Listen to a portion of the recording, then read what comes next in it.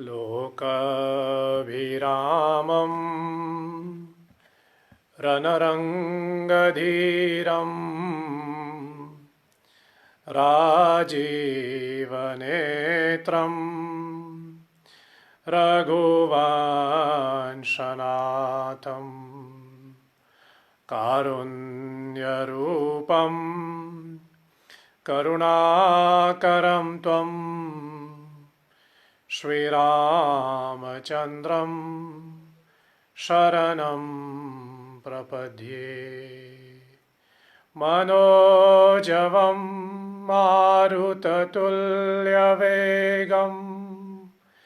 जितेन्द्रियं बुद्धिमतां वरिष्ठं वातात्मजं वानरयोत्थमुख्यं श्रीरामदूतं शरणं प्रपद्ये। श्री श्री सीतारामचन्द्राय नमः। श्री गुरुचरणकमलेभ्यो नमः।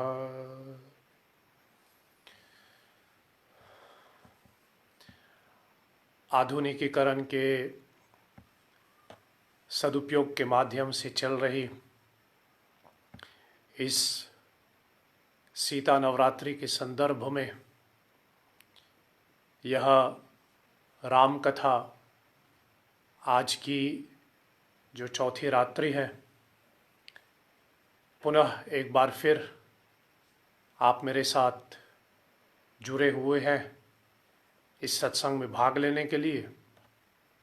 सर्वप्रथम आप सबों को प्रणाम करते हुए, आप सबों को नमन करते हुए, मेरे तरफ से आप सबों को जय श्री हरि। माया सीता को केंद्र में रख करके परम पूज्यपाद गोस्वामी तुलसीदास जी की रामचरितमानस को अथवा बिलख ग्रंथों को आधार बना करके माँ जानकी जी की, माँ सीता जी की चरित्र को थोड़ा तुलसीदास जी के दर्शन में हम समझने का प्रयास कर रहे हैं। इस कथा का केंद्र बिंदु माया सीता है। परमात्मा की उस अल्लाहदीनी शक्ति जिसका एक पहलू भक्ति है और दूसरी पहलू माया है। दोनों परमात्मा की ओर ले जाता है। भक्ति के मार्ग पे चलोगे तो परमात्मा की प्राप्ति होगी, माया के रास्ते पे चलोगे तब भी परमात्मा की प्राप्ति होगी, लेकिन साधन अलग अलग है। माया सीता को थोड़ा और विस्तार से समझ लें, उससे पहले आज की इस प्रसंग को मैं आरंभ करूं, इसके ऊपर चर्चा करें कि परमात्मा की उस अल्लाहदीनी शक्ति, परमात्मा की उस परम शक्ति, वह महामाया किन कारणों से सीता के रूप में इस धरती पे अवतरित होते हैं। श्री राम जन्म की कथा में परम पूज्यपाद गोस्वामी तुलसीदास जी महाराज ने अपने रामचरितमानस के आधार पे परमात्मा, परमेश्वर, आदि पुरुष, परमपिता, भगवान जिसको हम कहते हैं, उस परमात्मा को एक साधारण नर अथवा एक साधारण मनुष्य के रूप में धरती पे प्रकट होना पड़ा। इसके पीछे तुलसीदास जी ने मानस में 5 कारण बताए हैं। और ठीक उसी प्रकार हम यह भी कह सकते हैं कि उस पराशक्ति को, भगवान के उस अल्लादीनी शक्ति को भी धरती पे अवतार लेने के लिए कुछ 1-2 कारणों की वजह से है। और शायद इसको समझने के लिए हमें थोड़ा दूसरे ग्रंथों की भी सहारा लेना पड़ रहे हैं। इसे सर्वप्रथम हम आपके सामने यह चर्चा रखते हैं जो श्रीमद् देवी भागवत महापुराण में आते हैं। देवी भागवत महापुराण के 9वें स्कंद के 15वें अध्याय में श्री देवी भागवत महापुराण जो आदि शक्ति, पराशक्ति, जगदम्बा के निमित्त, जो परमात्मा के उस शक्ति के विषय में काफी कुछ बताते हैं, उस देवी भागवत महापुराण के 9वें स्कंद के 15वें अध्याय में स्वयं भगवान श्री नारायण और नारद जी के बीच का एक संवाद होता है, जहां पर श्री नारायण जी, श्री हरि विष्णु नारायण के रूप में नारद जी को यह बताते हैं धर्मध्वज और कुशध्वज के विषय में। ये धर्मध्वज यही महाराज जनक का स्वरूप है, या फिर यूं भी कहे धर्मध्वज ही महाराज जनक है। उन दोनों के विषय में, धर्मध्वज और कुशध्वज के विषय में बताते हुए भगवान श्री नारायण नारद जी को बताते हैं कि किस प्रकार एक समय में एक उच्च कोटि के साध्वी, एक उच्च कोटि के भक्तिन, जिनका नाम था वेदवती, उसने कभी भगवान विष्णु को पति के रूप में प्राप्त करने के लिए घोर तपस्या किया हुआ था।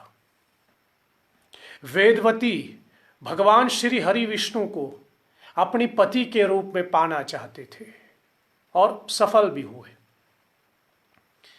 भगवान प्रकट हुए और भगवान श्री हरि विष्णु ने वेदवती को वरदान दिया कि अगले जन्म में हम आपके पति बनेंगे, लेकिन जब तक इस जन्म का जितने भी साल बाकी है उसको पूरा तो करना ही होगा, और अपने बाकी की जिंदगी को भी, अपनी बाकी के जीवन को भी वेदवती साधना में ही लगा रहे थे। और श्रीमद् देवी भागवत महापुराण में नारायण बताते हैं, भगवान विष्णु बताते हैं कि एक समय वेदवती अपनी साधना में लीन था और उस समय वहां महाराज रावण पहुंच गया। महाराज रावण वेदवती के सौंदर्य, वेदवती के सुंदरता पर आकर्षित होते हैं और वेदवती पर मोहित होकर के वह वेदवती को अपनी पत्नी बनाना चाहते हैं। लेकिन वेदवती उनको बताते हैं कि मैंने तो श्री हरि को पति के रूप में माने हैं, इसलिए ये तो सवाल ही पैदा नहीं होता। मेरा पूरा मन, तन मन जैसे कहे, सब श्री हरि के लिए है। लेकिन रावण नहीं माने और रावण ने वेदवती के साथ जबरदस्ती की। जबरदस्ती उनके केश पकड़े, कहीं पर केश लिखा, कहीं पर हाथ लिखा, लेकिन रावण ने थोड़ी जबरदस्ती की, जिसके कारण वेदवती को क्रोध आ गई और उसी क्षण वेदवती ने अपने शरीर त्यागने का फैसला किया। वह कहती है कि मेरा ये शरीर, मेरा ये मन सब श्री हरि का है। और ऐसे में रावण ने उसको स्पर्श कर दिया, रावण ने उसको छू लिया, इसलिए ऐसे शरीर रखने से कोई फायदा नहीं। और वो अपने आप को योग अग्नि में भस्म करने के लिए तैयार हो जाते। लेकिन भस्म होने से पहले वेदवती दशानन महाराज रावण को यह श्राप दे देती है, तेरे मृत्यु का कारण मैं ही बनूंगी। और श्रीमद् देवी भागवत महापुराण की कथन अनुसार वही वेदवती फिर सीता जी के रूप में उत्पन्न होते हैं। उसमें भी यदि आप अलग अलग शास्त्र में देखेंगे तो अलग अलग शास्त्र इसकी अलग अलग मत बताते हैं। कोई सीधा बताते हैं कि वेदवती जो कि सीता जी के रूप में जन्मे, वह धरती में महाराज जनक ने उसको पाया, ऐसा प्रचलित मत ये है। लेकिन कोई कोई वेदवती को महाराज रावण के पुत्री भी मानते हैं। कहा जाता है कि वेदवती महाराज रावण और मंदोदरी के दाम्पत्य के यहाँ जन्म लेते हैं, और जब लड़की का जन्म होता है तो उस समय ज्योतिषियों को बुला करके, एस्ट्रोलॉजर्स को बुला करके, तो उस समय एस्ट्रोलॉजर्स ने बताया कि ये वेदवती रावण की मृत्यु का कारण बनेगा। और इसी भय से महाराज रावण ने आदेश दिया कि इस वेदवती को मार दिया जाए। फिर कोई महाराज रावण के अपने कोई राक्षस उसको लेके गया, लेकिन छोटी सी बच्ची है तो लगा इतने छोटी सी बच्ची को कैसे मारा जाए, तो वो लंका से काफी दूर ले गया। आप जानते ही होंगे लंका भारत के दक्षिण प्रांत में पड़ता है, इसलिए वो राक्षस जो है या फिर महाराज रावण की वो मंत्री उस बच्ची को लेकर के एकदम से नॉर्थ इंडिया तक गया, जिसको हम मिथिला भी कहते हैं, और वहां पर वेदवती को जमीन में गाड़ दिया। समय पाकर के जनक ने उसको पा लिया। तो इसलिए कुछ मत अनुसार यह वेदवती जो है वो महाराज रावण की पुत्री भी बताए जाते हैं, अथवा यूं भी कह सकते हैं सीता जी कुछ अर्थ में महाराज रावण की पुत्री भी कहे जाते हैं। लेकिन कथन तो सही निकला कि वही सीता, या फिर यूं भी कह सकते हैं वही वेदवती सीता जी के रूप में उत्पन्न होती है और वो रावण की मृत्यु का कारण बनती है। वैसे ये कथा और भी तरीके से सुनाया जाता है कि कहा जाता है कि वेदवती ने शाप ये दिया कि रावण से ये कहा कि जब भी तू किसी स्त्री से जबरदस्ती कर लेगी वही तेरी मृत्यु का कारण बनेगी। ऐसा बिलक रूप से है। लेकिन मूल बात कहने का मतलब मेरा ये कि वेदवती जो है, या फिर यूं कह सके कि उस पराशक्ति महालक्ष्मी के रूप में, वेदवती के रूप में इसलिए प्रकट, सीता जी के रूप में इसलिए प्रकट होना पड़ा क्योंकि ये वेदवती का दिया हुआ श्राप को सिद्ध करना है। फिर एक दूसरा कथन यह भी बताते हैं कि एक कल्प पहले सीता जी को दो पक्षियां, जिसमें से एक तोता और एक मैना, मतलब एक मेल और एक फीमेल, दो पक्षियां सीता जी के आंगन में आते हैं, सीता जी के यहां पहुंच जाते हैं और सीता जी को राम कथा सुना रहे थे। लेकिन दोनों पक्षियां राम कथा को जो सीता जी सुन रही थी, तो राम कथा को बीच में ही छोड़ दिया, आगे की कथा नहीं बताई। और जब सीता जी ने आग्रह किया कि आगे की कथा बताएं, तो वो दो पक्षियां जो हैं सीता जी को बताते हैं कि उनको आगे की कथा नहीं पता, इतना ही जानते हैं। लेकिन पूरे राम कथा सुनने की उत्सुकता, पूरी राम कथा सुनने का जो ईगरनेस सीता जी के अंदर थी, इसके कारण सीता जी को लगने लगा कि ये दो पक्षियां जानबूझ के उनको आगे की कथा नहीं सुना रहे। और सीता जी ने दोनों पक्षियों को पकड़ लिया और उनको जाने नहीं दिया, ये कह करके कि जब तक पूरी राम कथा ना सुनाए तब तक मैं तुझे जाने ना दूं। कैसे भी करके वो तोता जो है, मतलब the male bird, he could try hard and he could escape there, वो बच के चले गए। लेकिन दूसरी जो मैना थी, द फीमेल बर्ड, वो तो वही कैप्चर रह गया। और बाय चांस वो गर्भवती भी थी और उसी में उसकी मृत्यु हो रही थी।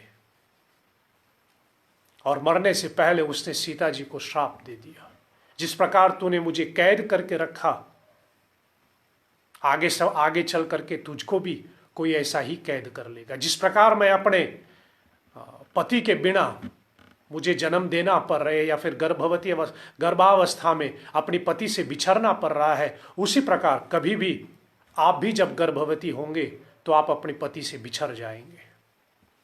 ऐसा श्राप दे करके वो दूसरा मैना जो है वो प्राण त्याग देते हैं। और उसी कारण से सीता, फिर ऐसा हुआ कि रावण ने उसको कैद में रखा और गर्भावस्था में उनको राम से बिछड़ना पड़ा। सो एक प्रचलित कथा यह भी है कि पराम्बा को सीता के रूप में क्यों आना पड़ा, अथवा यूं कहे पराम्बा को सीता के रूप में जन्म लेना क्यों पड़ा, ये दूसरा कारण हो सकता है, इन पक्षियों के श्राप का कारण। शायद तीसरा कारण तो श्राप की बात कह ही रहे हैं, तो तीसरा कारण मैं कहूँ नारद जी ने श्राप दिया। ये तो बड़ी प्रचलित कथा है, रामचरितमानस में भी तुलसीदास जी इसकी वर्णन करते हैं कि जब नारद जी विवाह करना चाह रहे थे तो भगवान श्री हरि विष्णु ने उनकी विवाह होने नहीं दिया। क्रोध में आकर के बिना समझे नारद जी ने भगवान विष्णु को श्राप दे दी। जिस प्रकार मैं पत्नी के लिए तड़पता रहा, उसी प्रकार आप भी कभी अपनी पत्नी के वियोग सहन करना पड़ेगा। अब श्राप तो दिया पति को, मतलब विष्णु जी को, लेकिन पत्नी आए तब ना श्राप सिद्ध हो जाएगा। तभी महालक्ष्मी को सीता के रूप में आना पड़ा और राम को कुछ समय के लिए अपनी पत्नी से दूर होना पड़ा, या फिर यूं कहे पत्नी के वियोग में तड़पना पड़ा। यह नारद जी का दिया हुआ श्राप है। इसलिए पराम्बा को सीता जी के रूप में जन्म लेना पड़ा। फिर कहीं ये भी चर्चा आते हैं कि तारा ने भगवान राम को श्राप दे दिया। तारा जो वाली की पत्नी थे, तारा ने श्राप दे दिया। बोले आपने मुझे अपने पति से अलग कर दिया, आप भी अपनी पत्नी से अलग हो जाए। और यहां तक तो ये भी मानते हैं कि जिस प्रकार वाली को भगवान राम ने पैर के पीछे खड़ा होकर के वध कर दिया, तारा ने श्राप दे दिया कि अगले जन्म में, या फिर यूं कहे अगली लीला में, मेरे पति यानी वाली ऐसे ही पैर के पीछे खड़ा होकर के आपका मतलब जैसे कहे वध करे, आपके ऊपर बाण चढ़ाए। तब वही वाली कृष्ण अवतार में जारा बन जाते हैं। जारा शिकारी जो पैर के पीछे मतलब छिप करके भगवान श्री कृष्ण के चरणों में बाण छोड़ देते हैं, जिसके कारण से कृष्ण को अपने इस शरीर को त्यागना पड़ा। तो ये तारा का श्राप था। ऐसे बहुत से आपको लोक कथाएं मिलेगा। कभी पार्वती माता ने भी भगवान विष्णु को श्रापित कर दिया। ऐसा कथा तो ये चलती है कि महाराज रावण कैलाश पहुंच गए और वहां पर से आत्मलिंग की प्राप्ति करना चाह रहा था, लेकिन उस समय भगवान विष्णु जान गए कि यदि ये आत्मलिंग को लेकर के चले जाते हैं तो फिर इसका गलत उपयोग होगा। इसलिए महाराज रावण आत्मलिंग के विषय पर उनका मन को हटाने के लिए भगवान श्री हरि विष्णु ने ऐसे लीला कर दी कि भगवान विष्णु के उस माया के रूप में, या फिर भगवान विष्णु के उस माया के प्रभाव से महाराज रावण का ध्यान पार्वती माता पे चले गए। और विष्णु जी की प्रेरणा से महाराज रावण ने आत्मलिंग के जगह पर भगवान विष्णु से पार्वती का हाथ मांग लिया। बाद में जब पार्वती को ज्ञान हुआ कि ये सब भगवान विष्णु का एक रचना थी, तो उसने भगवान विष्णु को श्रापित कर दिया, यही रावण तेरी पत्नी का हरण कर ले।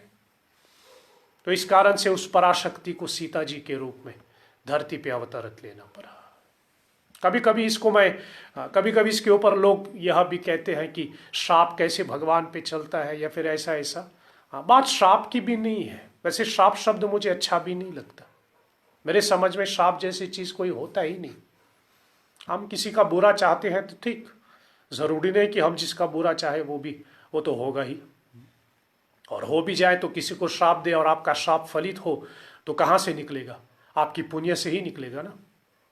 आपकी पुण्य थोड़ा कम हो जाएगा जब आप किसी को श्राप देते। इसे श्राप वाली बात नहीं। मुझे लगता है कि ये सब इस ब्रह्मांड का एक हिस्सा है जिसको हम लॉज ऑफ कर्मा कहते हैं।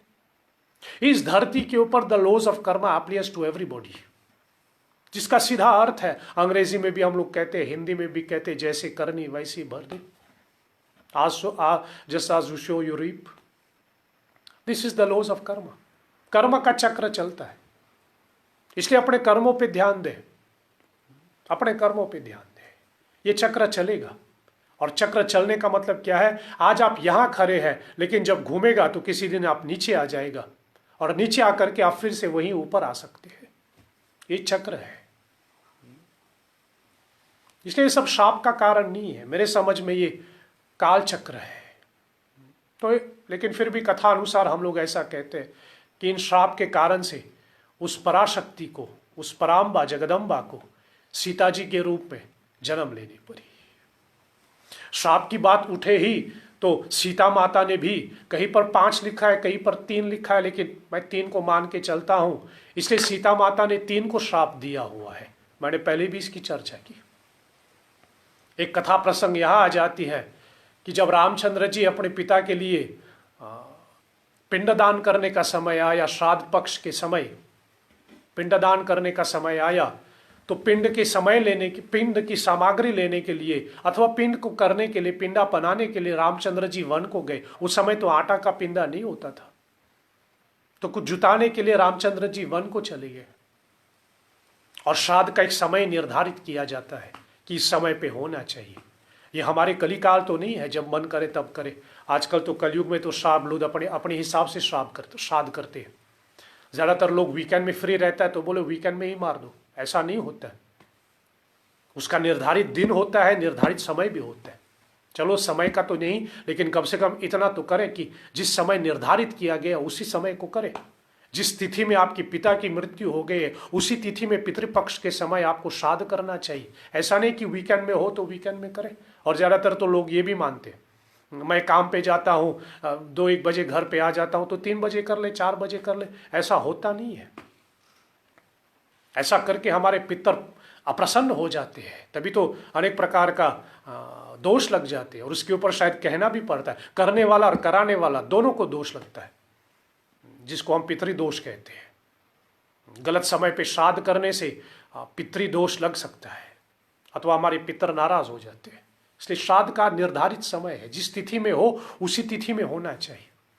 और उसका जो समय निर्धारित किया गया उसी समय अनुसार करना चाहिए, अपनी सुविधा के हिसाब से नहीं। लेकिन ज़्यादातर लोग अपनी सुविधा से करते हैं। खैर छोड़िए, रामचंद्र जी को पिंडदान करना था और पिंडदान की सामग्री लेने के लिए भगवान राम वन को चले गए थे और समय निकल जा रहा था। तो उस समय कथा में तो ऐसे आ जाते हैं कि दशरथ जी और जितने भी भगवान राम के जितने भी पूर्वज थे सब श्राद्ध के लिए तैयार बैठे थे और अपना पिंड मांग रहे थे। और समय जो कि बीत रहा था, मुहूर्त बीत रहा था, तो उस समय सीता जी ने उनके पास जो भी था, सीता जी ने अपने समझ अनुसार, अपने नियम अनुसार जो उनके समझ में आए, उन्होंने अपने पिता के अपने पूर्वजों के लिए, मतलब रघुवंश के पूर्वजों के लिए उन्होंने श्राद्ध कर दिया। और इसके आधार पे मैं यह भी निवेदन करता हूँ, ये मेरी मान्यता है, यद्यपि शास्त्र शायद इसका विरोध करे, लेकिन मैं ऐसा मानूं, यदि कोई पुरुष उपलब्ध ना हो तो स्त्री भी श्राद्ध कर ले। यद्यपि नियम अलग हो सकता है, प्रोसीडियर अलग हो सकता है, लेकिन यदि कोई पुरुष उपलब्ध ना हो, जैसे हम लोग कहते हैं something is better than nothing, पुरुष ना हो तो मैं ना करूं, लेकिन अगर पुरुष ना हो तो लड़की कर सकती है। मेरे समझ में मेरी रामचरितमानस, मेरी रामकथा इसकी पूरी छूट देते हैं। आपका विश्वास है तो आप भी माने। तो सीता जी ने अपने समझ अनुसार समय रह करके उन्होंने श्राद्ध कर दिया। फिर उसके बाद रामचंद्र जी वापस आते हैं और जो सामग्री उपलब्ध हुआ है तो रामचंद्र जी पुनः अपने पितरों को श्राद्ध अर्पण कर रहे थे, पिंड अर्पण कर रहे थे। तो प्रकट हो करके महाराज दशरथ रामचंद्र जी से कहते कि बेटा मुझे तो पिंडा मिल गया, मेरा पिंडदान हो चुका है, तो पुनः हमको क्यों बुला रहे हैं। तो उस समय सीता जी कहते हैं कि मैंने पहले से ही श्राद्ध कर दी थी, लेकिन रामचंद्र जी को विश्वास नहीं था। और उस समय सीता जी ने जैसे कहे गवाही देने के लिए 3 को खड़ा कर दिया। वहां पर एक ब्राह्मण बैठे थे और एक ब्राह्मण बैठे थे, एक गाय बैठी थी और एक कौवा थी। ब्राह्मण से पूछा कि महाराज आप ही के सामने तो मैंने श्राद्ध किया, आप बताएं तो। लेकिन उस ब्राह्मण को डर लगा, कहीं मैं सीता जी के पक्ष में बोल दूं और रामचंद्र जी नाराज हो जाएं तो मुझ पे बाण छोड़ दे। तो उसने झूठ बोल दिया, बोले नहीं सीता ने नहीं किया, गाय ने भी वही किया और कौवा ने भी वही किया। तीनों के तीनों ने सीता जी के पक्ष में खड़ा नहीं हुआ। और सीता जी को पता थी कि वो झूठ नहीं बोल रही थी। और आखिर में महाराज दशरथ जी कहते हैं कि हाँ सीता जी के माध्यम से पिंडदान हो चुकी है। लेकिन आखिर में सीता जी ने इन तीनों को श्राप दे दिया, ब्राह्मण को श्राप दे दिया और गाय को श्राप दे दिया और कौवा को श्राप दे दिया कि तीनों के तीनों जूठन खाएगा और तीनों के तीनों भटक भटक करके खाएगी। एक जगह उसको भोजन नहीं मिलेगा, उनको भटक भटक करके खाना पड़े। इसकी शब्दों में दूसरा शब्द निकला है शास्त्र में, लेकिन वो छोड़िए, वैसे ही शब्द का प्रयोग ना करो। लेकिन तीनों को श्राप दिया। ब्राह्मण को गाय को और कौवा को, यद्यपि तीनों पूजनीय है, लेकिन तीनों को ये श्राप लगा कि अपने भोजन के लिए आपको भटकना पड़ेगा हमेशा। इसलिए ब्राह्मण की एक कर्तव्य बनता है कि वो घर घर जाकर के भिक्षा मांगते हैं। और गाय ऐसा होता है कि वो हर गली में चल करके अपना मुंह कहीं पर भी लगा लेते हैं खाने के लिए, चलते चलते ढूंढना पड़ता है। और कौवा का भी वही हाल। ये सीता जी का दिया हुआ श्राप है, सीता जी का दिया हुआ ऐसा श्राप। सो ये सब जो है, ये तो श्राप वाली बात सीता जी का, ये तो बीच में आ गया। पहला तो मैं ये बता रहा था किस प्रकार वह अल्लाहदीनी शक्ति सीता के रूप में प्रकट होती है। और कल की कथा को विराम दे करके हमने ये चर्चा किया था, सीता जी के साथ अथवा मां जानकी जी के जीवन में 7 व का मतलब हिंदी वाला शब्द में जो व आ जाते हैं, सीता जी के साथ 7 व जोड़े गए हैं, 7 व।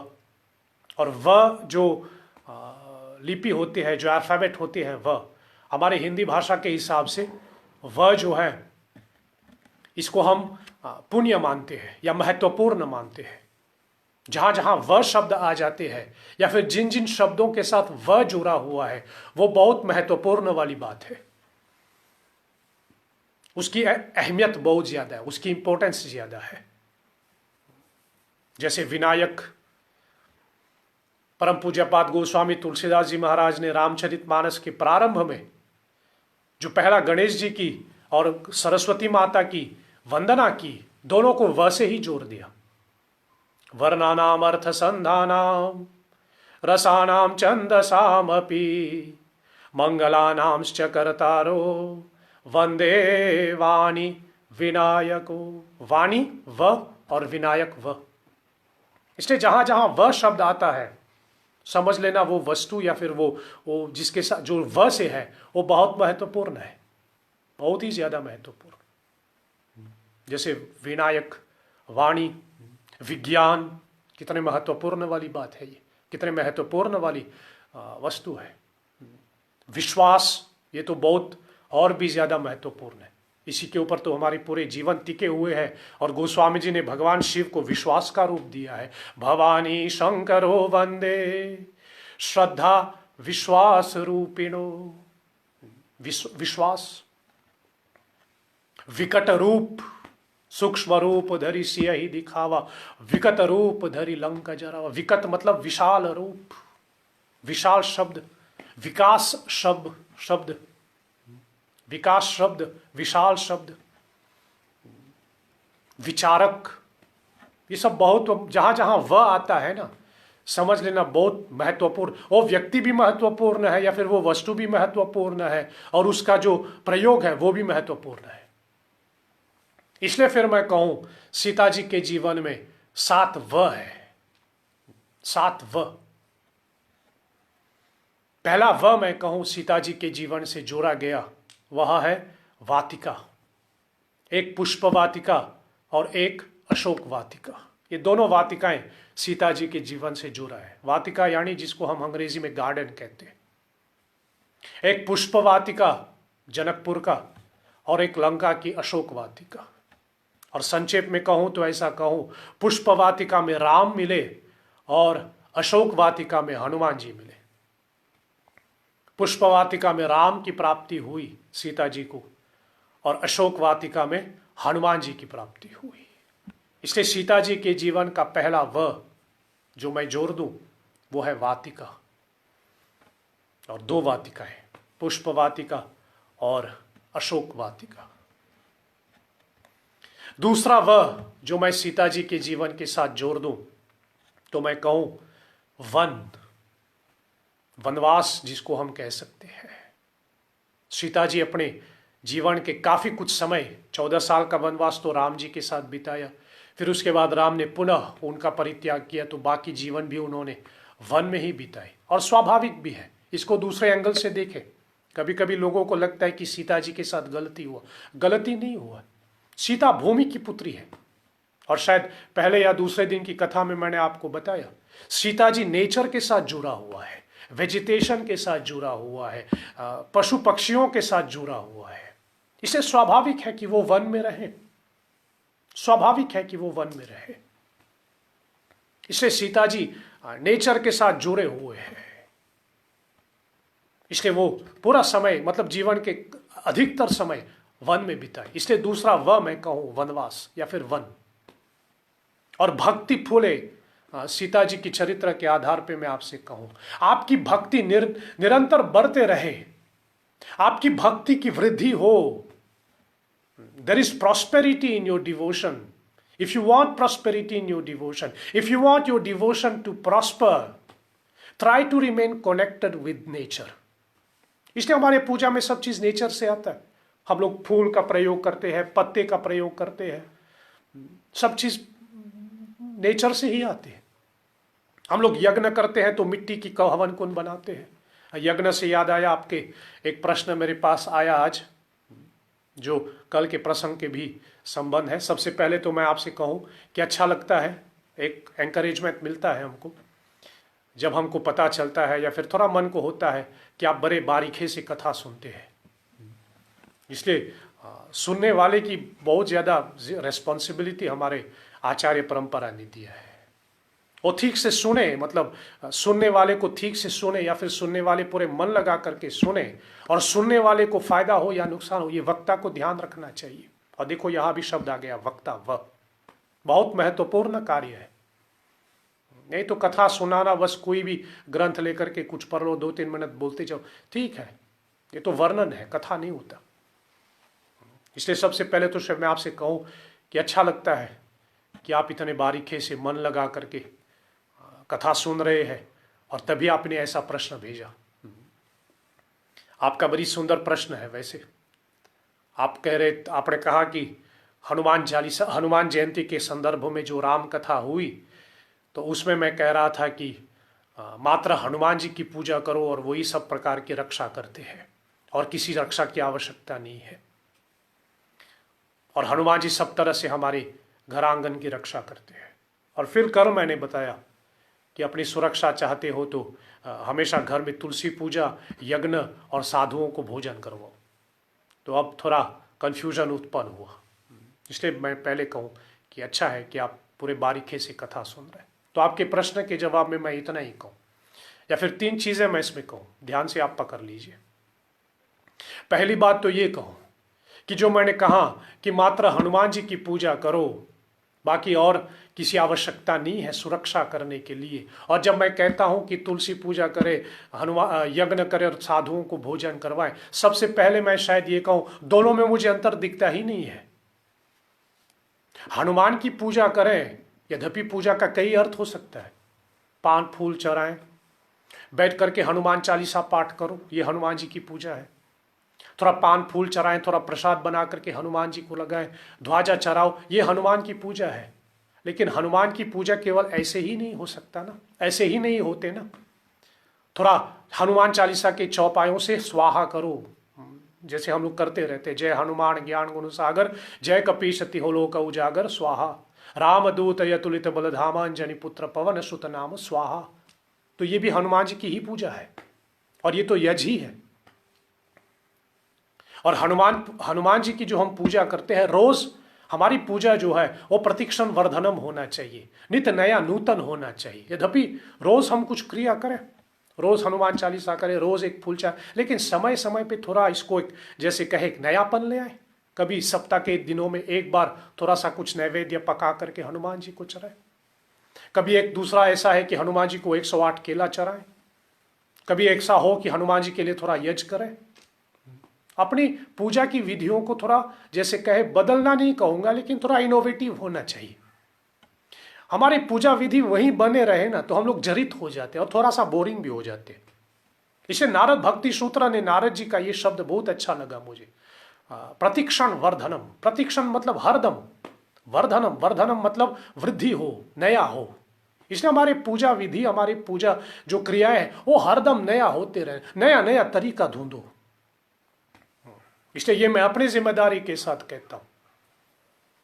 आप सहमत ना हो तो आपकी स्वतंत्रता, लेकिन मैं अपनी मेरे व्यक्तिगत मानना है, हम सब चीज का परिवर्तन करते हैं, सब चीज का रिनोवेशन करते रहते हैं, सब चीज का रिफॉर्म करते रहते हैं, और लोगों को अच्छा लगता है नयापन।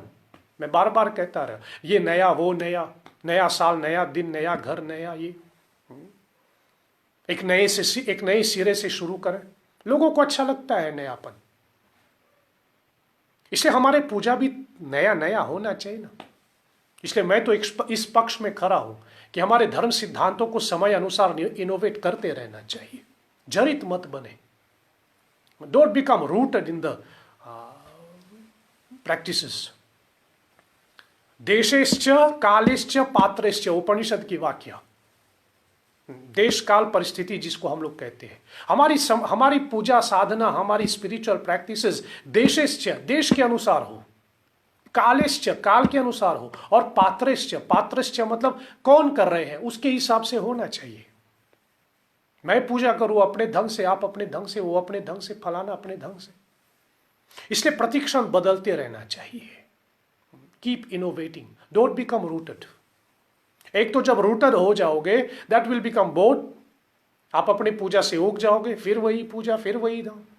और दूसरा, जब इसको बार बार वही करोगे ना, मैंने पहले भी कहा है, एक अहंकार आ जाएगा। फिर आप खुद कहेगा ये पूजा मैं 10 साल से कर रहा हूं, 20 साल से कर रहा हूं, 30 साल से कर रहा हूं, अहंकार आ जाएगा।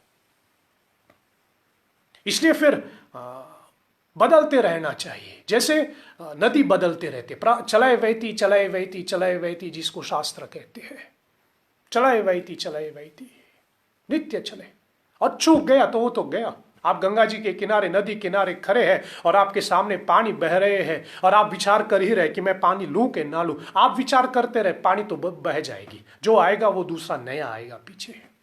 यद्यपि पानी वही है, लेकिन जो पीछे आएगा वो नया। इसलिए हमारी पूजा जो है हमेशा नया होना चाहिए। आज की पूजा में आप भाग नहीं ले पाए, आज इस साल की सीता जयंती आप नहीं भाग ले पाए, आपकी भाग्य में नहीं, वो तो निकल जाएगा। जो अगले साल आएगा वो नया आएगा। इसलिए ये नहीं होता कि हर साल वही शिवरात्रि, हर साल वही नहीं होता, हर साल नया लगता है, हर साल लगता है। और कभी कभी अपने आसपास में देखिए, हर साल हम लोग क्या कहते हैं, केवल पूजा पाठ के लिए नहीं, अपने डेली लाइफ में भी ले लो। हर साल लोग क्या कहें, इस साल की गर्मी कुछ ज्यादा था पिछले साल से, हर साल आदमी वही बोलता है। इस साल ठंड ज्यादा लग रहे हैं पिछले साल के हिसाब से। हमको हमेशा नया लगता है, सब चीज नया लगनी चाहिए, सब चीज। इसलिए इस साल की शिवरात्रि, वाह वो तो नया था, पिछले साल के नहीं। इसलिए पूजा नया नया होना चाहिए। जो मैं कहूं हनुमान जी की पूजा करें, तो उसको करने का तरीका बदलते रहो। पूजा वही है, हनुमान जी वही है, वही तुलसीदास जी की रामचरितमानस, वही तुलसीदास जी की हनुमान चालीसा, लेकिन नया नया ढंग से प्रस्तुत करे, नया नया तरीका प्रस्तुत करे। इसलिए जैसे मैंने नवरात्रि में भी यही कहा था, ये जो लाइव स्ट्रीमिंग के माध्यम से जो कथा चलती है, मेरे लिए नया है, पहली बार मैं कर रहा हूं। और पहले पहले तो मैं डर भी रहा था, क्यों झूठ बोले, लेकिन अब तो जैसे कहे अच्छे भी लगने लगे और फायदा भी दिखने लगे। इसलिए हर चीज एक नयापन होना चाहिए, हरदम एक नयापन होना चाहिए। तो जो मैंने कहा हनुमान जी की पूजा करो, वही सब कुछ है। और ये तो मैं भी नहीं कहता, मैं तो दोहरा रहा हूं, कहने वाला तो तुलसीदास जी है। और देवता चीत न धरहि, हनुमत से ही सर्व सुख करहि। और देवता की वो जरूरत नहीं है, मात्र हनुमान जी का। लेकिन उसकी पूजा करने का तरीका बदलो। अब आप कहे तुलसी पूजा कहा, तो हनुमान चालीसा में ही आते ना, तुलसीदास सदा हरि चल। यद्यपि शब्द तुलसीदास जी के लिए है, गोस्वामी जी के लिए, लेकिन शब्द तो तुलसी आ ही गया ना, शब्द तो तुलसी है ही। उसके बाद हनुमान जी को जो आप भोग लगाते हैं, हनुमान जी को जो प्रसाद चढ़ाते हैं, उसको तो ग्रहण करना ही है। अब उसको जो हम ग्रहण करें वही तो साधु का भोजन हो जाता है। इसलिए दोनों में मुझे अंतर दिखता ही नहीं है। हाँ, फिर यदि आपको दोनों में अंतर दिखता ही है, तब तो दूसरा मैं शायद ये कहूं कि शायद इसको आप कॉन्ट्राडिक्शन के रूप में मत लीजिए, उसको एक ऑप्शन के रूप में ले लीजिए।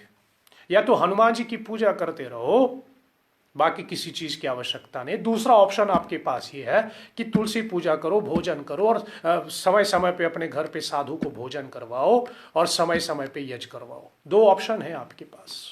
हमारे शास्त्र ने कितने ऑप्शन दिया है। सत्य एक बहुधा वदंती, सत्य एक है, लेकिन उसका अनेक प्रकार से हमारे सामने रखा। जब ऑप्शन होता है ना, तभी तो मजा आता है। आप साड़ी खरीदने जाते हैं दुकान में, फिर दुकानदार आपको, सभी दुकान आपको एक ही साड़ी दिखाए, तो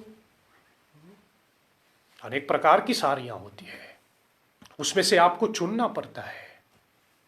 और उस साड़ी को चुनने में कभी कभी बगल वाले आपकी मदद करते हैं कि ये वाला तेरे पे जचेगा, वो वाला तेरे पे जचेगा, उसके हिसाब से आप चुनाव कर लेता है। उसी प्रकार हमारी साधना बहुत है। अब आप चुनाव करो। अगर आपको चुनने में थोड़ा दिक्कत हो रहे हैं तो हमारे जितने भी पूज्य पंडित जी हैं, जितने हमारे विप्रवर हैं, जितने हमारे साधु महात्मा लोग हैं, जितने हमारे गुरु लोग हैं, उनके चरणों में जाएं, उनसे कहें कि थोड़ा मदद करें कि मैं कौन सी साधना चुनूं, मैं कौन सी साधना का सिलेक्शन करूं। ये ऑप्शन है, कॉन्ट्राडिक्शन नहीं है। बस आपके मन से पूछे कि आपको क्या करना है। बाकी हनुमान जी की पूजा वो तो रोज होता है, लेकिन तुलसी पूजा भी शायद रोज होता है, लेकिन हमारे अभी मौजूदा परिस्थिति में शायद हर एक की बस की बात नहीं कि वो घर में रोज बैठ करके हवन करें। इसलिए ये मतलब जैसे कहे थोड़ा स्पेशल पूजा हो सकते। अब रोज आप साधु को अपने घर पे बुलाएगा नहीं भोजन कराने के लिए, ये तो जैसे कहे स्पेशल है। इसलिए दोनों में यदि आपको डिफरेंसेस दिखता भी है तो शायद मैं कहूं कि ये मैंने आपको ऑप्शन दिया है, या तो हनुमान जी का वो करें या तो फिर ये 3 को करें। लेकिन सबसे बड़ी बात तीसरा मैं ये कहूं, ये जो हनुमान जी वाली पूजा जो हनुमान जी वाला विषय मैंने कहा था हनुमान जयंती के संदर्भ में, सॉरी हनुमान चालीसा नहीं, हनुमान जयंती के संदर्भ में जो हनुमान जी वाली पूजा मैंने कहा कि मात्र हनुमान जी की साधना करो, ऐसा मेरा विश्वास है। मैं ये नहीं कह रहा हूं कि बाकी की पूजा मत करें ना, ये भी मैं नहीं बोल रहा हूं, लेकिन हनुमान जी के माध्यम से ही सबका दर्शन कर लो, ऐसा मैंने कहा था। ये हमारी साधना की रक्षा करते हैं, साधु संत के तुम रखवाले। लेकिन ये जो मैंने कहा कि तुलसी पूजा करो, घर पे यज्ञ करो और समय समय पे भोजन करवाएं साधुओं को, ये मैंने परसों भी कहा था, या फिर शायद ऐसे ही जल्दी से निकल गया। ये मैंने कहा ये 3 क्रिया करने से हमको आरोग्य की ओर ले जाता है। इसी से हमारी आरोग्य की सुरक्षा होती है। आरोग्य का मतलब होता है हेल्दीनेस। ये 3 क्रिया करने से we shall always remain in a healthy atmosphere. और मैंने कहा भी था हमारी बिल्डिंग, हमारी एटमोस्फियर की सुरक्षा के लिए। So if you want to keep your atmosphere, if you want to keep your surrounding, if you want to keep the building of your house, the house building, then to keep that healthy, we need to do these 3 things. First is यज्ञ, दूसरा साधुओं को भोजन, और तीसरा तुलसी की पूजा। अब तुलसी की पूजा भी है, ठीक है, हम लोग तुलसी की पूजा करें जैसे करें वो भी ठीक, लेकिन तुलसी की पूजा का अर्थ ये भी निकलेगा आप साधु को भोजन कराएगा। साधु को भोजन कराने से पहले वो भोजन भगवान विष्णु को चराना ही होगा, तब साधु को खिलाते हैं। अब जब भगवान विष्णु को चराएगा तो उसमें तुलसी दल तो रखेगा, तुलसी के पत्ता तो रखेगा ही चराने के लिए, तो यही तो तुलसी पूजा है। अब साधु को बुलाएंगे भोजन के, यद्यपि आप बिना किसी कारण को भी बुलाया जाता है, ऐसा नहीं कि घर में पूजा ही है तो ही ब्राह्मणों को भोजन करवाए ना, ये भी मैंने कल भी कहा था। ऐसे ही बस कुछ नहीं है, फोन लगाएं अपने मतलब जिसके प्रति आपकी भावना है, फोन लगाएं, बोले आज मेरी शादी की सालगिरह, आप आकर के थोड़ा भोजन कर लें, मुझे तृप्त कर लें। आज मेरे घर का 10 साल हो रहे, आप आकर के भोजन, जरूरी ही नहीं कि केवल पूजा के लिए ही हो। इसलिए भोजन करवाना ये कोई रिचुअल नहीं है, ये सेवा है, ये सेवा है। इसलिए फिर मैं ऐसा कहूं कि तुलसी की पूजा करना, यज्ञ करना और साधुओं का भोजन करना, this is to keep a healthy atmosphere. और यहां पर मैं हेल्थ की बात कर रहा हूं, आरोग्य की बात कर रहा हूं। और आज के हमारा जो वातावरण चल रहे हैं, जहां सब लोग डर रहे हैं माहौल से, so this is for healthy atmosphere. And then Hanuman ji की ही पूजा करो, this is for our sadhana, this is for our spiritual practice. हम लोग तो 2 ही है ना, एक तो हमारा स्पिरिचुअल प्रैक्टिसेस होते हैं, हमारी साधना जो हम लोग करते, और दूसरा हमारा घर द्वार जिसको हम सांसारिक कहते हैं। संसार तो निभाना ही पड़ता है। तो इसलिए फिर आपके लिए मैं सिंप्लीफाइड करके कहूं, अपनी साधना की सुरक्षा के लिए हनुमान जी की पूजा करो, और अपने घर की, अपनी दुनियादारी की सुरक्षा करने के लिए समय समय पे साधुओं को भोजन करवाओ, समय समय पे अपने घर में यज्ञ करवाए और समय समय पे तुलसी की पूजा करवाए। इसको मैं ऐसा विभाजित करके आपके सामने रखूं। मैं आशा करता हूं मैंने आपके प्रश्न का जवाब दिया। मैं चर्चा कर रहा था जनक जननी सीता जी के साथ 7 व जो जोड़ा गया है, द 7 वी। वी मतलब व को अंग्रेजी में ट्रांसलेट कर लेते हैं वी। द 7 व in the life of Sita माता। और पहले मैंने आपको बताया वाटिका, दूसरा है वन। और वन क्यों? क्योंकि ये नेचर से जुड़ा है और हम भी नेचर से जुड़े हुए हैं। हम लोग रोज फूल से पूजा करते हैं, पान फूल फल ये सब। हम लोग हवन कुंड बनाते हैं, ऐसा मिट्टी का हवन कुंड, गोबर लगा करके लकड़ी लेते हैं हवन के लिए। ये सब प्रकृति है, ये सब नेचर है। सो इसलिए द सेकंड व एसोसिएटेड विद माता सीता वुड बी वन। और तीसरा व जो मैं सीता जी के जीवन में जोड़ दूं मेरे समझ में, द थर्ड व which is associated with mother Sita and which occupies a very important part in her life and शब्दों के साथ बैठाने के लिए फिर मैं कहूं तीसरा वह है वीर हनुमान। वीर हनुमान।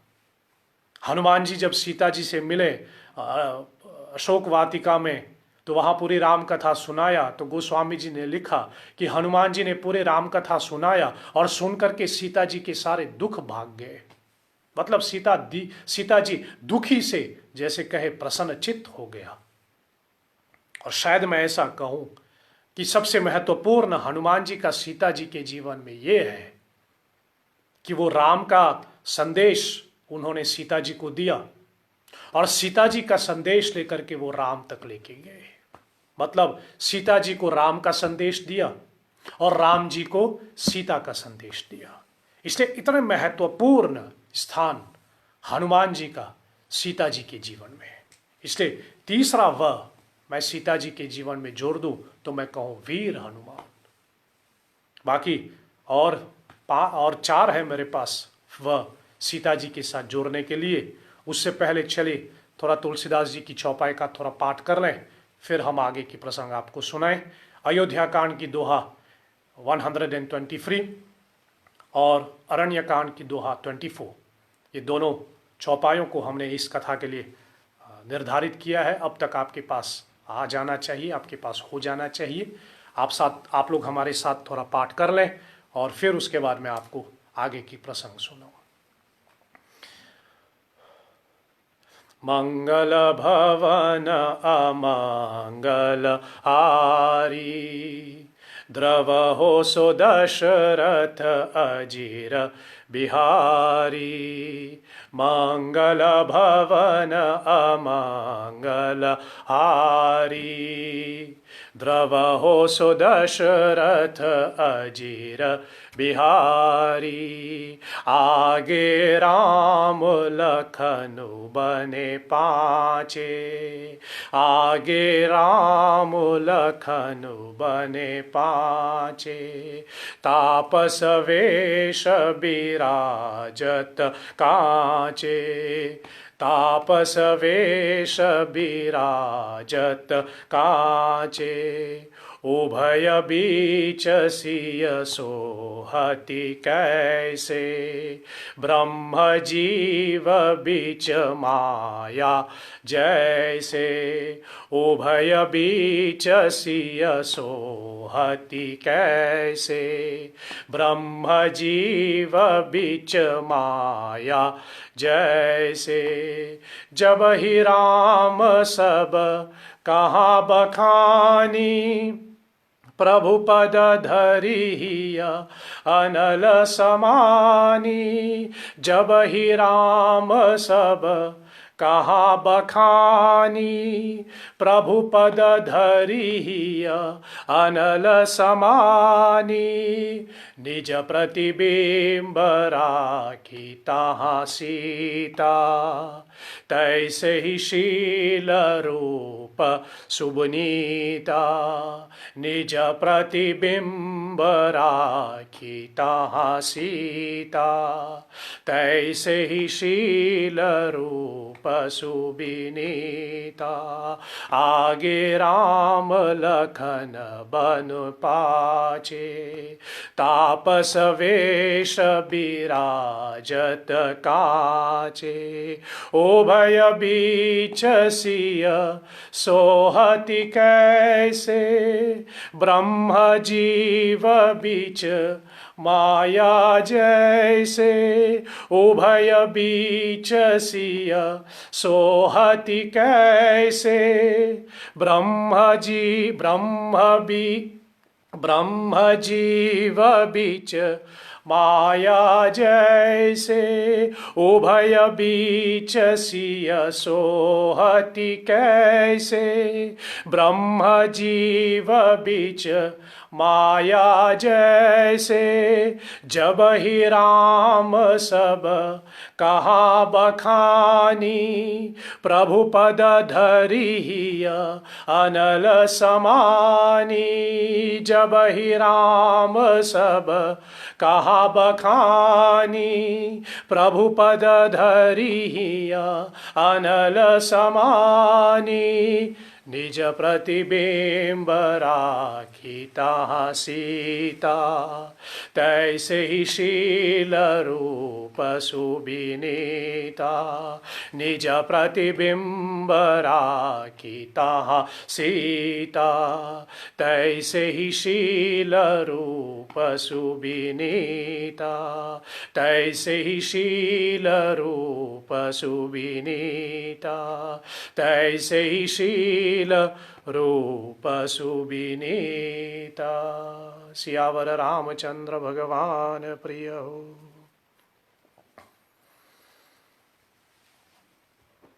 ओ माया सीता कैसी है, गोस्वामी जी इन चौपायों में इसका वर्णन करते हैं। तैसे ही शील रूप सुबिनीता, ओ माया सीता भी बिल्कुल सीता के जैसा ही है, कोई फर्क नहीं, कोई फर्क नहीं। इसलिए मैंने पहले भी कहा कि माया सीता हो, माया हो या भक्ति हो, विष्णु मायेति शब्दिता, नमस्तस्ये नमस्तस्ये नमस्तस्ये नमो नमः, चेतना रूपेण संस्थिता, नमस्तस्ये नमस्तस्ये नमस्तस्ये नमो नमः, चेतना विधीयते, जिसको हम कहे, एक को मैं माया कहूं, एक को मैं बुद्धि कहूं, एक को मैं भक्ति कहूं।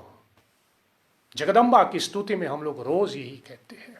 जगदम्बा की स्तुति जब करें देवी सूक्त के रूप में, या देवी सर्वभूतेषु विष्णु मायेति शब्दिता, विष्णु की माया है ये, और विष्णु की माया हमको कहाँ ले जाएगा, दोनों तो माया ही। इसलिए गोस्वामी जी कहते हैं ब्रह्म जीव बीच माया जैसे, ब्रह्म परब्रह्म और जीव के बीच में माया चल रही है, और यदि परब्रह्म और बीच में माया चल रही है तो इसका अर्थ क्या हुआ कि परब्रह्म यहाँ चल रहे और माया उसके पीछे पीछे चल रही है। और जब माया, इल्यूजन, डिल्यूजन, जो भी आप कहे, if she is following the supreme eternal being, and then if you take shelter of that maya, where will that maya take you? That maya will take you to the Lord himself. But the road will be, the path will be different.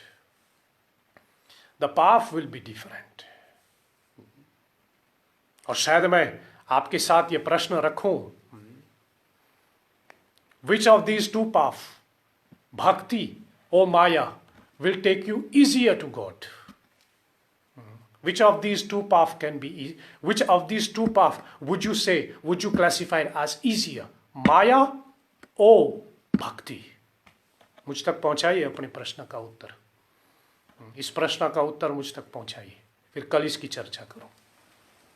Which of these two paths are easier, maya or bhakti? Then you have the choice. Again, it is not contradiction, it is option.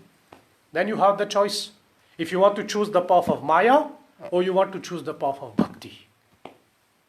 But there are condition attached. उसमें एक दो close छिपा हुआ है, लेकिन अभी ये जो 7 वह है इसको पूरा कर लूँ, वैसे भी समय निकल गया, शायद कल इसकी चर्चा करो। But do let me know, what do you think? Which is easier? The Maya path?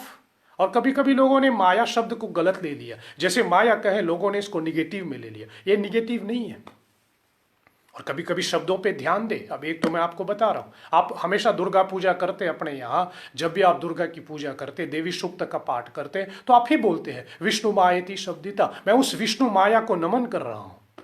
तो माया गलत कैसे हो सकते? और लक्ष्मी जी की पूजा में तो वही बोलते नमस्तेस्तु महामाये, वो महामाया है। कृष्ण के जन्म से पहले कौन प्रकट हुई? योग माया उत्पन्न हुई और अदला बदली हो गया। इसलिए उस माया को निगेटिव मत लीजिए। ऐसा नहीं कि जब हम लोग माया कहते हैं तो फिर हम लोग मतलब उसको निगेटिव कहें, उसको एक मतलब जैसे कहें एक रॉन्ग अंडरस्टैंडिंग हमारे दिमाग में आए। ऐसा नहीं होता।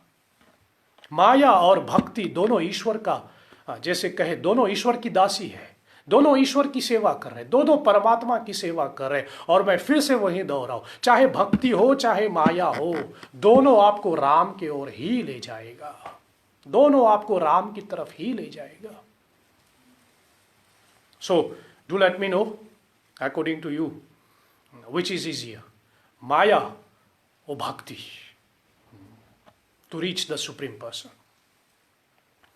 So, first verse I said Vatika, second verse I said Van, third verse I said वीर हनुमान, और चौथा वह जो सीता जी के साथ मैं जोड़ दूं वो है विमान। विमान विमान पुष्पवाटिका से लंका से पुष्पक विमान में बैठ करके वो वापस अयोध्या गए। पुष्पक विमान। अब आप कहें ये पुष्पक विमान का मतलब क्या, या फिर पुष्पक विमान का अर्थ क्यों, इसको हम महत्वपूर्ण कैसे बोलते? इसको मैं महत्वपूर्ण इसलिए बोलता हूं, इसके पीछे दो कारण है मेरा। पहले विमान शब्द का मतलब समझिए। विमान शब्द का मतलब क्या है? विमान शब्द का मतलब होता है जहां पर हम किसी को विशेष मान देते हैं, विशेष सम्मान देते हैं, उसको हम विमान में बैठाते हैं।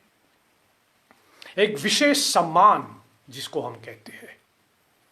और सीता जी को एक विशेष सम्मान स्वयं राम ने दिया, स्वयं राम ने दी।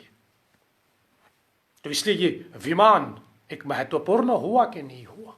और लंका कांड में पढ़िए, गोस्वामी जी ने वहां लिखा भी है कि जब विमान में सीता जी विराजमान हुए तो ऊपर सिंहासन के ऊपर राम सीता जी बैठे थे, और उस विमान के फिर दूसरे भाग में जितने भी राजा विभीषण, सुग्रीव, हनुमान जी जितने भी था वो दूसरे लेवल पे था, और फिर उसके बाद तीसरे लेवल जो है बाकी जितने भी वानर वगैरह सब जो था वो सब नीचे। ये कोई मतलब भेद वाली बात नहीं, ये व्यवस्था वाली बात है। ये कोई भेद वाली बात नहीं, उच्च आसन नीच, उच्च नीच की बात नहीं, बात है एक व्यवस्था की। जैसे कभी कभी कथाओं में मैं बोलता हूं, कथावाचक ऊपर व्यास गद्दी पे बैठते और कथा सुनने वाले नीचे बैठे जाते। तो इसका मतलब ये नहीं कि वाचक जो है वो सुनने वाले श्रोता से ऊपर है, नहीं, ये व्यवस्था है, ये व्यवस्था है।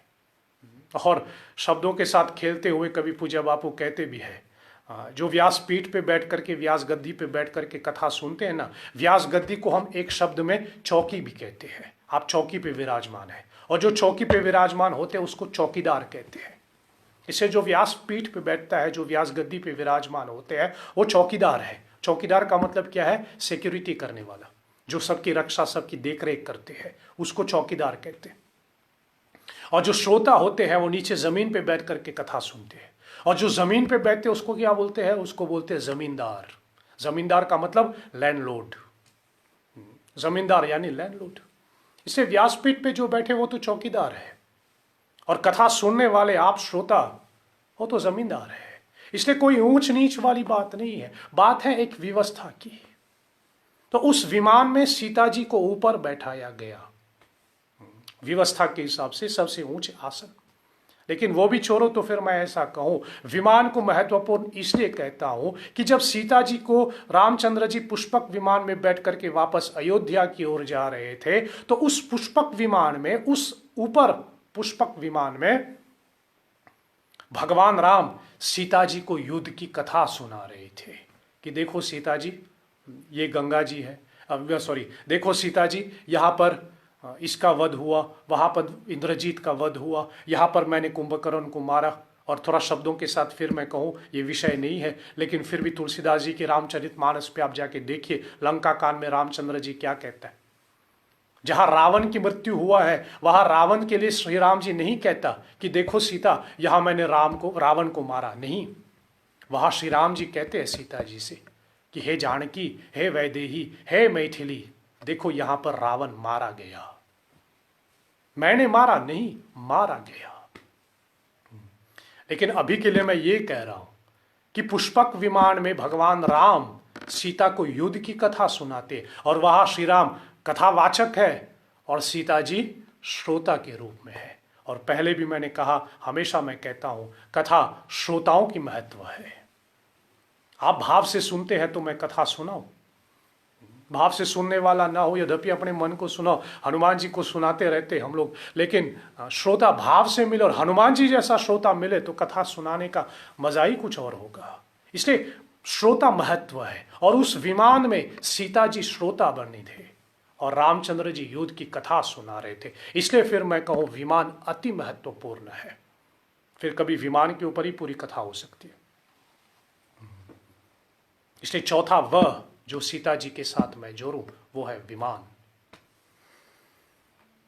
पांचवा वह जो मैं सीता जी के साथ जोड़ूं वो यो है विरोध। आप जानते हैं सीता जी के विरोध, मतलब जब राज्य अभिषेक हो गया आदि आदि, कुछ वर्णों का नाम भी आ जाते, वो छोड़ो, मुझे उसमें नहीं जाना। तुलसीदास जी तो लिखते भी नहीं है इसके बारे में अपने मानस में, लेकिन फिर भी कथानुसार तो चलना ही पड़ता है। इसलिए फिर कहें कि कुछ लोगों ने सीता जी के विरोध किया, सीता जी के ऊपर उंगली उठाई, उसके विरोध हुआ। इसलिए पांचवा वह जो मैं सीता जी के साथ जोड़ूं वो है कुछ लोगों का विरोध, जिसने पूरे सीता जी की जिंदगी को बदल दिया। और वहीं पर मुझे अपना छठा वह मिल जाता है। यद्यपि लोगों ने विरोध किया, लेकिन उस विरोध में सीता जी के पास छठा वह क्या था, क्या थी? छठा वह थी राम का विश्वास। लोगों ने उंगली उठाई, अयोध्या वासी ने उंगली उठाई, और मैंने पहले भी निवेदन किया हुआ है, सीता का परित्याग राजा राम ने किया, सिया का राम ने नहीं। सीता का परित्याग अयोध्या के नरेश, अयोध्या के सम्राट राजा राम ने किया। लेकिन सीता का परित्याग, पुनः परित्याग, the second banishment of Sita was done by the king of Ayodhya, Ram. It was not done by the beloved of Sita, Shri Ram. इसलिए सीता का परित्याग राम ने किया था, राजा राम, राम राजा जिसको हम कहते हैं। लेकिन जहां राम राजा ने सीता का परित्याग किया था, वहीं पर मैं कहूं सीता जी के पास जो छठा वह है वो है राम का विश्वास। राम ने कभी सीता पे ऊपर उंगली नहीं उठाई, राम ने कभी सीता के चरित्र पे दाग नहीं लगाए, राम ने कभी सीता जी की चरित्र पे शंका नहीं किया। ये तो अयोध्या वासी उसको अपने राजा होने का कर्तव्य निभाना था, इसलिए करना पड़ा। और सातवां वह मैं कहूं, जब सीता जी आखिर धरती में समा जाती है, जिसको हम मोक्ष कहते हैं, और सही शब्द लगाऊं तो मैं कहूं विगत मुक्ति, एक स्व इच्छा मुक्ति। हमारे कथा प्रसंगों में बहुत से प्रसंग आते हैं जहां पर स्व इच्छा की मृत्यु की बात हुई है। भीष्म पितामह को स्व इच्छा मृत्यु थी, लेकिन स्व इच्छा मुक्ति ये तो सीता जी की चरित्र में मिलते हैं। इसलिए इसको मैं कहता हूं विगत मोक्ष, विगत मोक्ष, स्व इच्छा मुक्ति। तो ये सात वह मैं सीता जी के जीवन के साथ जोड़ दूं। फिर उसके बाद ये माया की उत्पत्ति कहाँ हुई, माया सीता जिसको हम कहे। मेरे मन में था कि मैं ये कथा आरंभ करूं आज, लेकिन समय निकल गया, इसलिए उसको आरंभ भी नहीं कर पाऊंगा। सो कल की कथा मैं इसी के साथ आरंभ करूंगा। सीता जी का जन्म कहाँ हुआ ये तो आप जानते हैं, जिसको मैं वास्तविक सीता कहता हूं कथा को समझने के लिए, मैथिली को समझने के लिए, जैसे मैं कहूँ मैथिली का जन्म कहाँ हुआ, क्यों हुआ, ये तो आप जानते हैं। अभी मैंने आपको आरंभ में भी कहा और आप सभी जानते हैं वास्तविक सीता का जन्म क्यों और कैसे हुआ। लेकिन माया सीता का जन्म क्यों हुआ, सीता जी को ये माया रूप धारण क्यों करना पड़ा, और ये माया सीता का जन्म हुआ तो हुआ, उसके बाद उसका क्या हुआ, यद्यपि बाद में वास्तविक सीता पुनः अग्नि से वापस आ जाती है, तो उस माया सीता का क्या हुआ, इसकी चर्चा मैं कल करूंगा। आज इस सत्संग को मैं विराम दूं। कल पुनः मॉरिशस टाइम अनुसार हम पुनः इस भागवत चर्चा को आगे बढ़ाएंगे और इस हरि कथा के माध्यम से हम थोड़ी विचार करेंगे, थोड़ा आपको समझाने का प्रयास करेंगे कि माया सीता की उत्पत्ति कहाँ हो, the birth of illusionary Sita. This will be for tomorrow. We shall speak about the birth of the illusionary Sita, where and why had the supreme eternal divine power Parashakti appeared as an illusionary Sita. What are his reasons behind, and the whole katha I will tell you tomorrow night. So मेरे साथ जुड़े रहिए। कल पुनः 8 बजे इस राम कथा को आगे बढ़ाएंगे। आज इसको यही विराम देता हूँ। अंत में हम सब मिलकर के कहें, अच्युतम केशवम राम नारायणम कृष्ण दामोदरम वासुदेवम हरिम श्रीधरम माधवम गोपिका वल्लभम श्री जानकी नायकम श्री रामचंद्रम भजे। जय जय जय हनुमान गोसाई कृपा करहु गुरुदेव की नाई। ओम सत्यम शिवम सुंदरम ओम शांति शांति शांति। ओम श्री श्री सीतारामचंद्र अर्पणमस्तु। नमः पार्वती पते हर हर हर महादेव शंभु। आप सबों का बहुत बहुत धन्यवाद। कल पुनः 8 बजे हम फिर से आपसे भेंट करेंगे इस कथा को आगे बढ़ाने के लिए। तब तक आप अपने और अपने परिवार का ख्याल रखें। इसी में हम सब की भलाई है और इसी में हम सब इस परिस्थिति से जल्द ही बाहर निकलेंगे। तब तक आप सबों को मेरी तरफ से जय श्री हरि।